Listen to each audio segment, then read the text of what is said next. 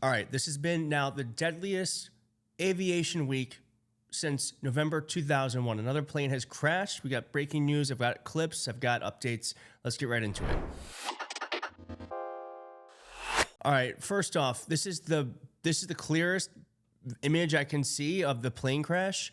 You'll notice that the plane appears to be on fire. We don't have any sort of guidance as to why this happened yet. So let's just watch this and then we'll get into more of the updates. Yeah, man, she's still hanging.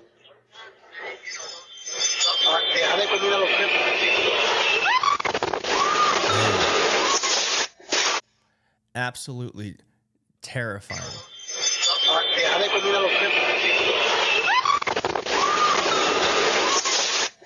Now, we don't know why this happened, but let me just bring you up to date on what we do know right now. According to the FAA, a Learjet 55 departed from Northeast Philadelphia Airport en route to Springfield-Branson National Airport in Missouri when it went down.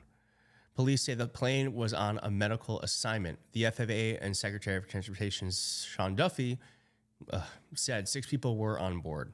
Quote, at this time, we cannot confirm any survivors. No names are being released at this time until family members have been notified. Our immediate concern is for the patient's family, our personnel, the families, and other victims that may have been hurt on the ground. And there were many people hurt on the ground. So if you could please, if you're not a religious person, understand that, but if you can say a prayer, if you're not into praying, if you could just please just send some positive thoughts to these families who are going to be receiving some of the most worst news you can as a member of a family. So as they said, right now we're asking for prayers. Here is some video of the wreckage.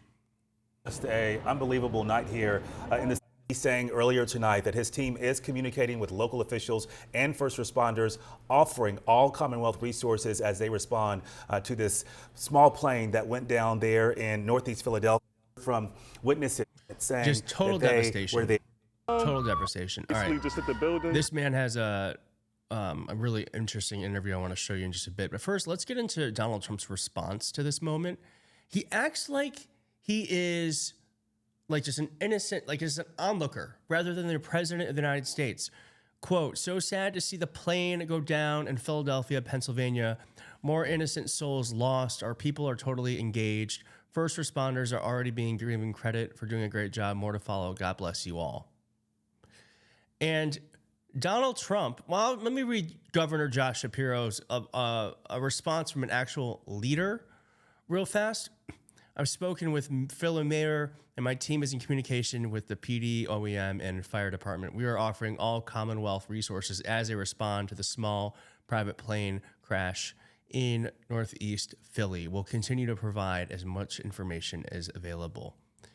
Yeah, and it's just night and day.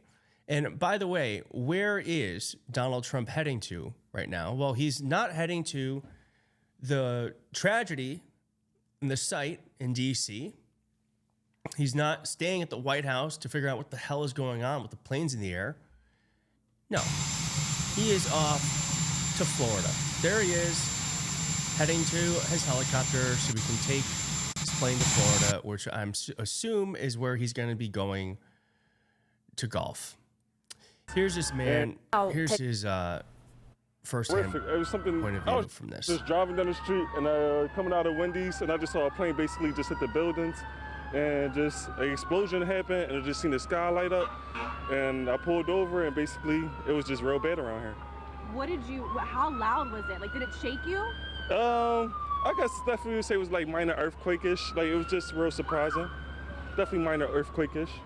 And talk about, I mean, we've seen the videos. The fire was pretty explosive. Oh yeah, yes, it lit up the whole sky. Literally lit up the whole sky like it was daytime out here. And it's literally, what time is it? 7:15. Officials from Temple University Hospital Jeans campus told ABC News they have 6 patients. So let's pray for those patients. Quote, it was just horrific. I was driving down the street coming to Wendy's and I just saw a plane basically hit the building and it exploded. The sky lit up. I pulled over and basically it was just real bad around here, said one witness. It was earthquake-ish. This is the approximate location of where the plane crashed. Quote, we heard an explosion, saw the aftermath of flames and smoke. Common sense told me I should not get close to it. The FAA has issued a ground stop at Northeast Philadelphia Airport due to an aircraft incident, and Governor Josh Shapiro had that statement that I wrote to you. Now, we don't know the cause of this plane crash, but I can guarantee you, I can tell you the reason the Trump administration will say this plane crashed. And they're going to say it's DEI, unless, of course, the pilot is a white man.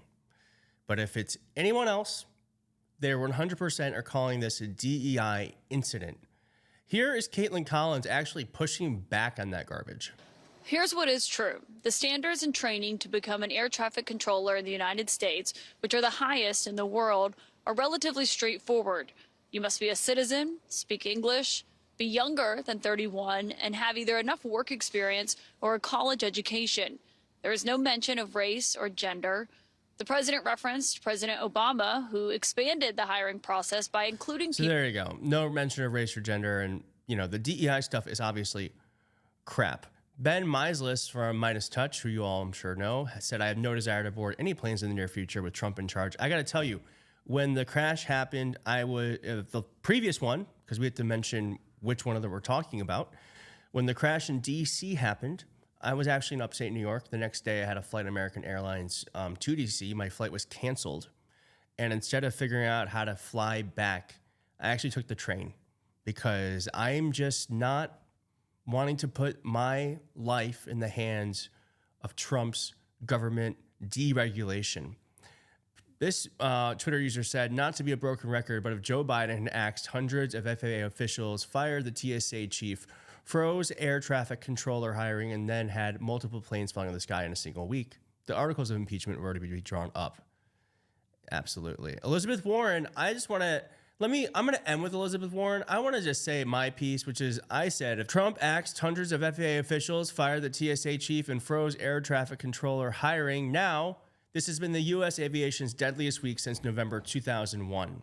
Since November 2001. But I'm going to end with what Elizabeth Warren said.